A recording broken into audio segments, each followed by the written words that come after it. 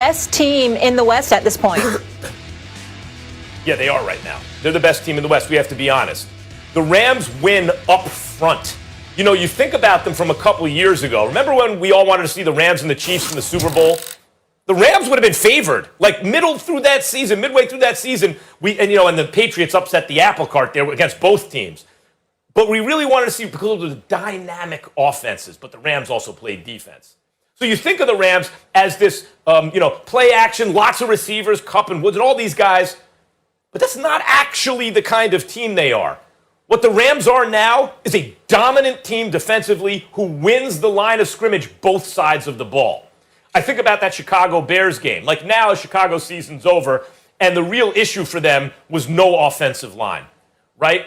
Boy, that's a bad problem to have against the Los Angeles Rams. But it's not just the Los Angeles Rams defense winning up front. Their offensive line also wins up front.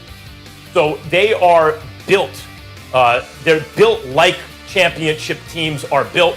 I still have questions about whether Jared Goff can get it done and can make special plays with the money on the line. But in terms of who's the best in the NFC West right now, the way they're playing right now, it is the Los Angeles Rams. Well, I'm not going to disagree with teams. It would be Seattle right now. I believe in the Rams defense. I like them a lot. That's why I said that they were a team that we all got to watch out for, because that defense is big time. Make no mistake about that. And Aaron Donald is that dude. But I got to tell you, even though Jalen Ramsey's a stud as well, I just can't see them holding DK Metcalf to 2 receptions for like 28 yards again. I think that he has to step up, and I think that he will. I think when you look at this top 5 ranked offense of the Seattle Seahawks, the fact that they didn't have Carson when they went against the Rams about 4 or 5 weeks ago, we got to pay attention to that as well, because Carson is back. We'll see what he'll do for their running game, and we know what their offense was even without him. So I'm going to give props where props is due, and I'm going to bet my money on Russell Wilson. I do have question marks about Seattle's defense, but the acquisition of Dunlap, the return of Jamal Adams, I think is going to help their defense. They're top 5 against the rush, so I think that helps them as well. Plus, they can run the football. They can pass the football. They've got a quarterback that's experienced, that's a Super Bowl champion, has been to 2 Super Bowls. He's got the experience, et cetera, et cetera. I just look at the Seattle Seahawks right now, and based on what I've seen from the Rams and Jared Goff, even though I got a lot of faith in him compared to other quarterbacks, certainly not compared to Russell Wilson. And I think that's the thing for me, Max Kellerman, when I think about the Rams, as much respect as I have for them and as much of a chance as I think they have, because that defense is real, I can't ignore what I'm seeing from Seattle right now. Seattle might have struggled recently, but in the end, when I'm thinking about them come playoff time, who's the team that I would probably bet my money on, even though that Rams defense is something special? It's kind of a little bit easier when you in Southern California, which I just returned from. Listen, I came back last night. It was 30 plus degree weather. It was in the 70s when I departed from LA. I'm here to tell you. So I'm looking at it from the standpoint that, it's a little bit easier for them. But when that inclement weather kicks in and you got to go someplace else, your defense can travel, but in the end, can it travel the way Seattle's arsenal can travel? Right now, I would still give the edge to Seattle in my estimation. Well, look, with the money on the line, give me Russell Wilson. I agree about that. But right now, in the playoffs especially, who's been to the Super Bowl more recently? It was actually the Rams.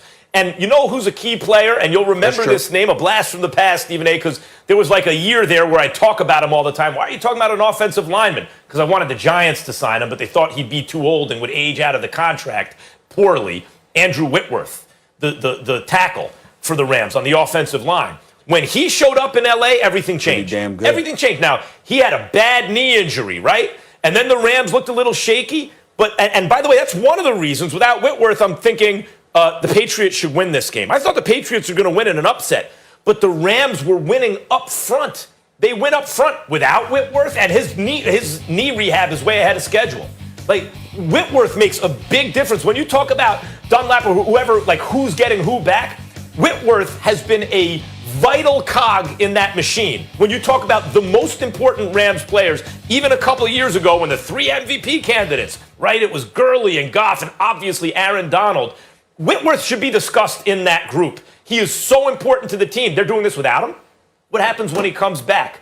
The Rams, to me, are trending in the right direction at the right time, playing their best football. Now, they have to sustain it, right? This can't be the best they play and they come back down again. But given the fact that Whitworth is coming back, I think they're going to be even better. Right now, they're the best team in the NFC West.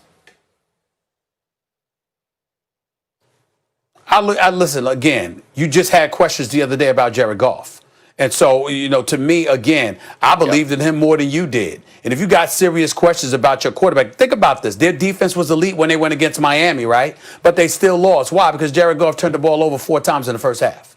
So we can't ignore the kind of detrimental effect he can have on the collective whole. If you go out there and you don't perform the way that you're capable of performing, you can cost them something. And I just don't think that that's something that Russell Wilson would ever do. Well, you talk about the turnovers from Goff. That was a problem. I brought it up the other day. And you're right. I don't believe in Goff in the moment of truth. That didn't stop them from getting to the Super Bowl, right? I mean, if Goff would have been better in the Super Bowl, they'd have won because it was the lowest scoring Super Bowl ever. The Patriots defense held them to 9 points, right? And I was expecting some of that again in this rematch, but give credit. I mean, Patriots have less talent now, of course, on defense, but give credit to McVay and Goff. It wasn't Belichick taking them to school. It was the other way around. It was the Rams winning, as I said, up front. Now, when you talk about Goff turning over the ball, it was an issue several weeks ago. It was a persistent issue. A couple turnovers every game, right? So what happened? McVay came out and kind of blasted him in the press. He was like, quarterback, the ball security, it's no good. And how did Goff respond? He responded to it. So, is he trending in the right direction on something that could really hold them back? Yes, he is.